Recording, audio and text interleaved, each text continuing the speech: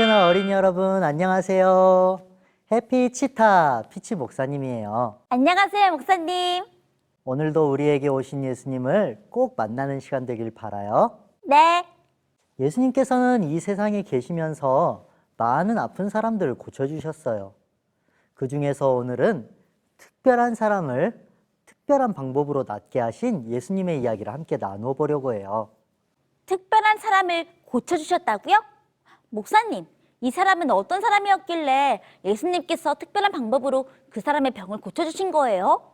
너무 궁금해요. 사실 이 환자는 우리가 흔히 생각하는 그런 특별한 사람은 아니었어요. 오히려 그 당시에는 정말 소외받고 차별받는 신분이었지요. 바로 하인이었어요. 당시 하인은 어떤 존재였냐면요.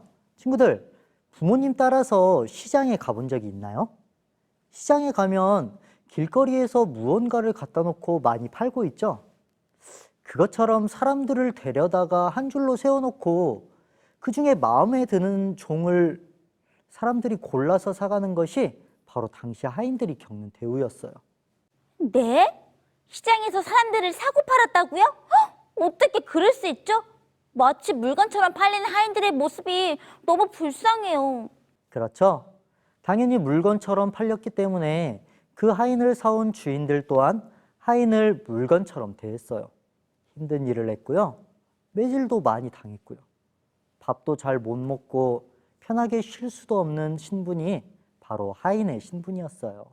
그런데 목사님, 예수님께서 특별한 사람을 고쳐주셨다고 아까 말씀하지 않으셨어요? 맞아요. 이 하인은 아주 특별한 사람이었어요. 왜냐하면 그렇게 무시당하고 차별당하던 시대에 주인으로부터 인정과 사랑을 받던 하인이었거든요. 주인에게 있어서는 특별한 사람이었던 것이죠.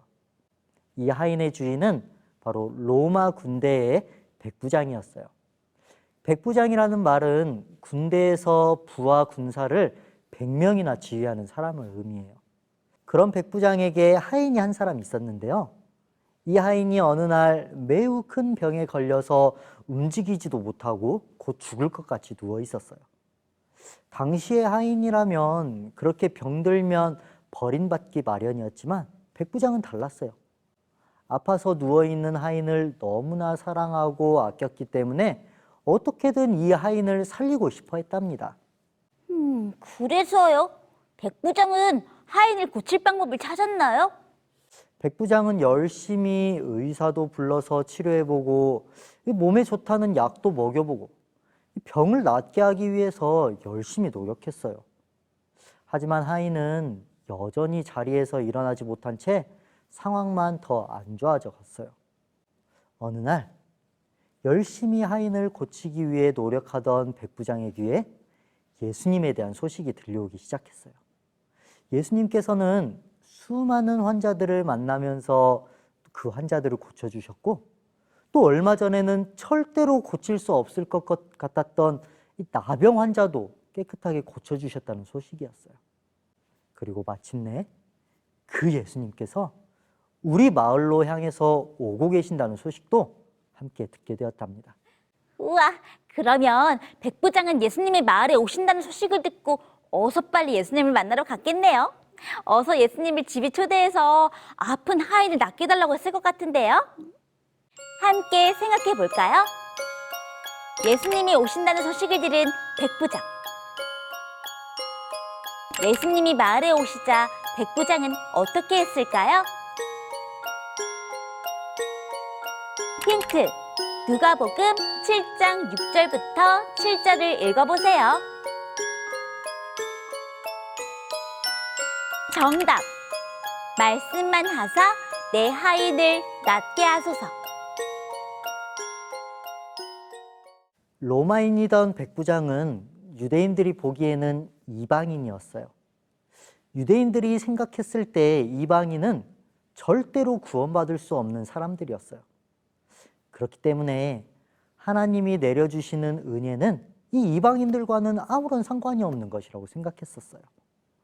백부장은 이런 유대인들의 생각을 잘 알고 있는 사람이었어요. 이방인인 자신이 예수님 앞에 나아가는 것은 정말 말도 안 되는 일이라고 생각했던 거예요. 그랬기 때문에 이 백부장은 감히 예수님 앞에 나아가지도 못하고 친구들에게 부탁을 해요. 예수님, 저는 예수님께서 보시기에 아무것도 아닌 이방인입니다. 은혜를 받을 자격이 없어요. 하지만 지금 제 하인이 죽어가고 있습니다. 그러니 직접 우리 집까지 오지 않으셔도 좋으니까 말씀으로만 하셔서 제 하인을 낫게 좀 해주세요. 이렇게 말하는 백부장에게서 예수님께서는 뭐라고 말씀하셨는지 우리 함께 누가복음 7장 9절에서 10절을 읽어볼까요? 시작! 예수께서 들으시고 그를 놀랍게 여겨 돌이키사 따르는 무리에게 이르시되 내가 너희에게 이르노니 이스라엘 중에서도 이만한 믿음은 만나보지 못하였노라 하시더라. 보내었던 사람들이 집으로 돌아가 보매 종이 이미 나아 있었더라. 이스라엘 중에서도 이만한 믿음을 만나보지 못했다고 말씀하셨다니 백부장은 예수님께 정말 엄청난 칭찬을 받은 거네요. 게다가 소원했던 하인도 낫게 되었고요. 그런데요, 목사님, 예수님이 보신 백부장의 믿음은 어떤 믿음이었길래 이스라엘보다 나은 믿음이라고 말씀하신 거예요?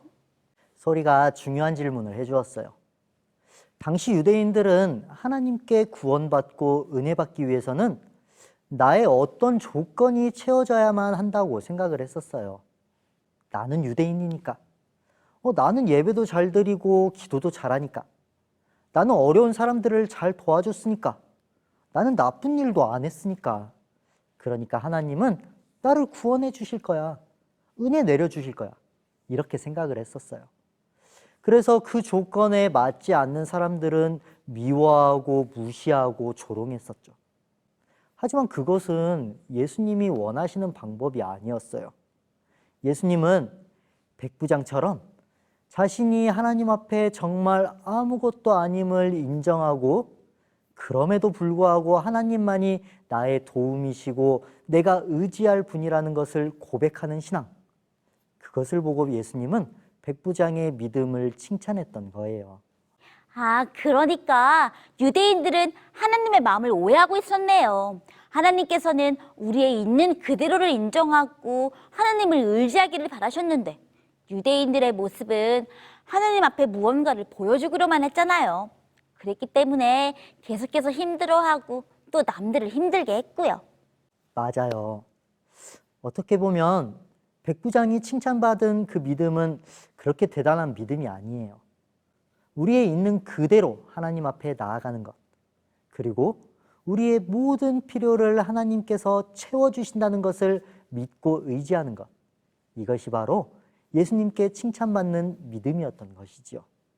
친구들, 그런데 우리도 종종 하나님을 믿으면서 하나님께 우리의 어떤 무언가를 보여주기 위해 애쓰고 있지는 않았나요? 그러고 보니 그랬던 것 같아요. 교회에 빠지지 않고 예배 잘 드리고 착한 일을 하면 구원받을 수 있다고 생각할 때가 종종 있었던 것 같아요. 사탄은 끊임없이 우리가 죄인이기 때문에 그런 상태로는 하나님 앞에 나아갈 수 없을 거라고 속삭여요.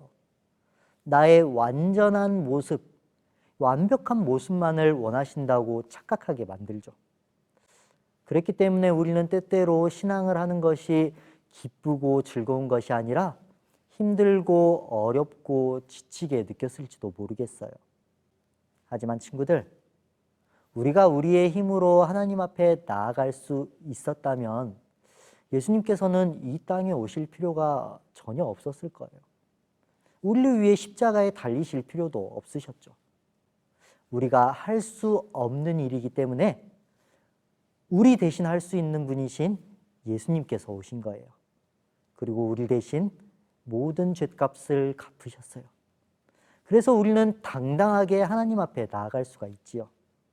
왜냐하면 우리는 할 수 없지만 우리 대신 예수님께서 해주셨으니까요.